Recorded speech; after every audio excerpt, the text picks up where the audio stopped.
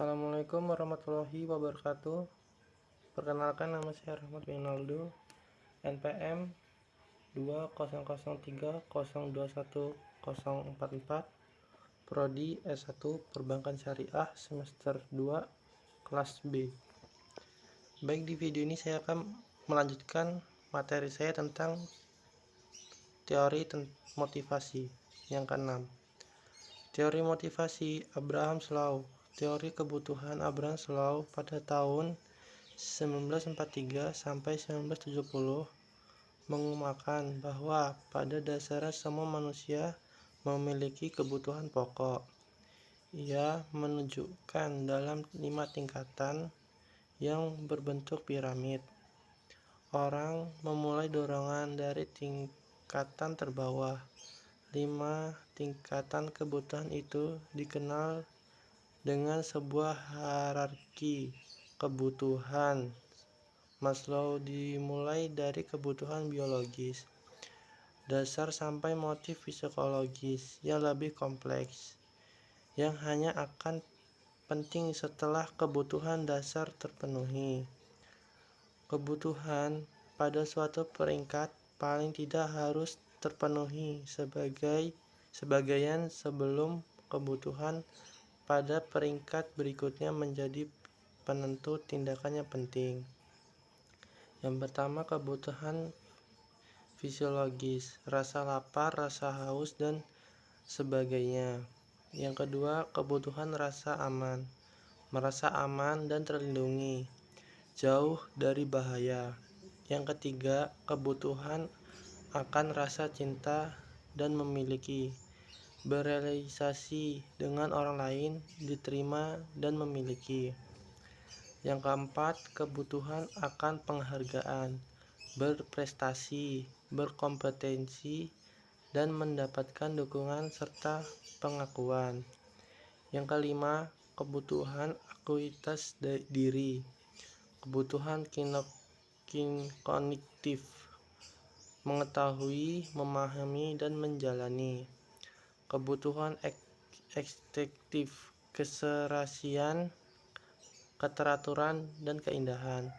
Kebutuhan akuntabilitas diri, mendapatkan kepuasan dari dan menyadari potensinya.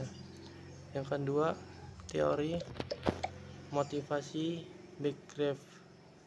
Teori kedua, menurut Berggraf pada tahun 1966, ada 2 jenis faktor yang mendorong seseorang untuk berusaha mencapai kepuasan dan menjauh diri dari ketidakpuasan.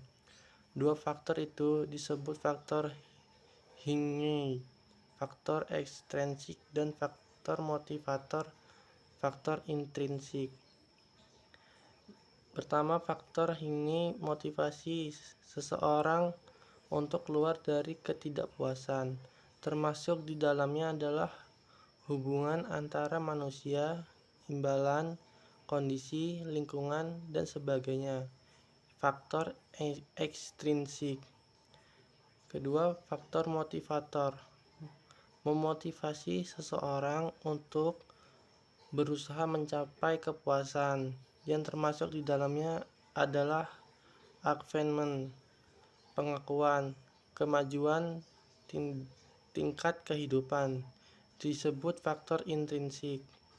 Ketiga, faktor motivasi goals. MC Groger mengemukakan akan 2 pandangan manusia, yaitu teori X negatif dan teori Y positif.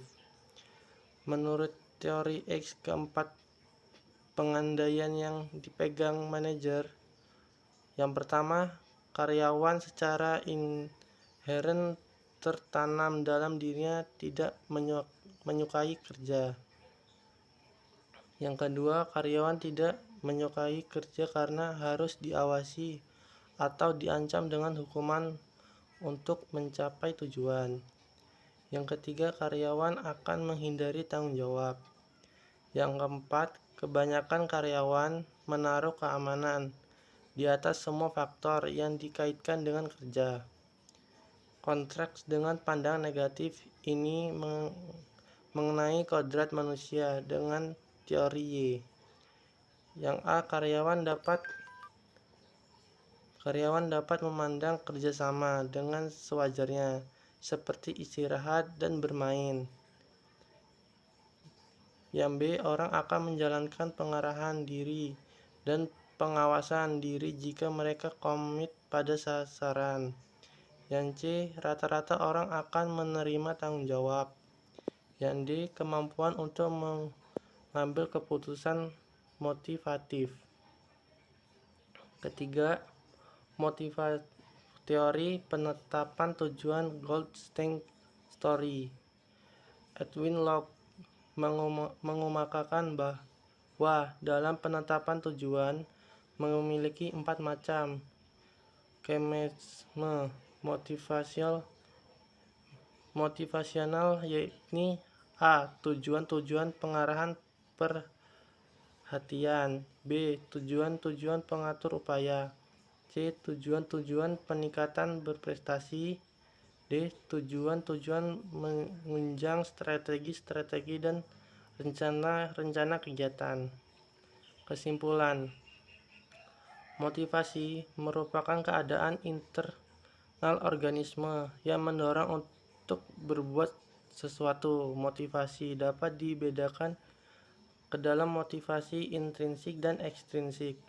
Motivasi intrinsik merupakan keadaan yang berasal dari dalam diri sendiri yang dapat mendorong untuk belajar, misalnya perasaan menyenangi materi dan kebutuhannya terhadap materi tersebut, apakah untuk kehidupan masa depan siswa yang bersangkutan atau untuk yang lain.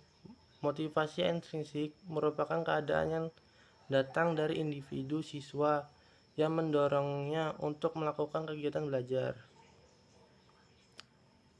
Baik, sekian dari video saya. Jika ada kesalahan atau kata, Wassalamualaikum warahmatullahi wabarakatuh.